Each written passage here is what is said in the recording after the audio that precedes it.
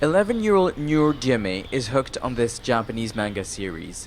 It features the fictional adventures of a young Japanese girl living in Hiroshima in the 1930s, before the atomic bomb was dropped. The setting, the time of the story, and the characters couldn't be more removed from Nour's life.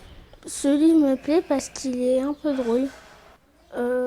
I really like this book because of the adventure and the drawings, and sometimes I see myself in the character. It's just fun. Finding mangas in West Africa, let alone Senegal, is almost impossible. Yet there's an increasing appetite from young readers for these stories. Last year, Mariam Sek, an avid reader of comics with an extensive collection, opened her house to the public. It's now a comic book and manga library. I put a message up on Facebook saying that people could come and borrow books. There was a sudden wave of inquiry, and the interest in reading just continues to grow.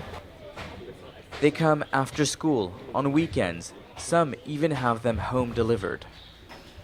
There's plenty of Japanese mangas, Belgium and American comic books here. But there's one thing lacking: African stories made by Africans.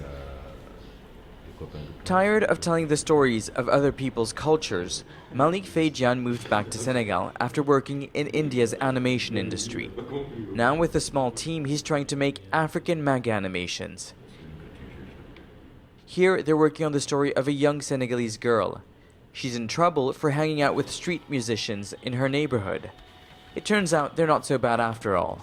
The moral of the story: don't judge a book by its cover. It is tradition for Africans to tell story.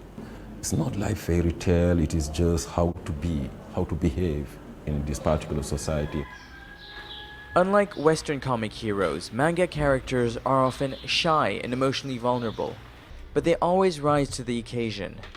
The courage displayed in these timeless stories continues to feed children's imaginations, no matter where they're from. Nicholas Hawk, Al Jazeera, Dakar.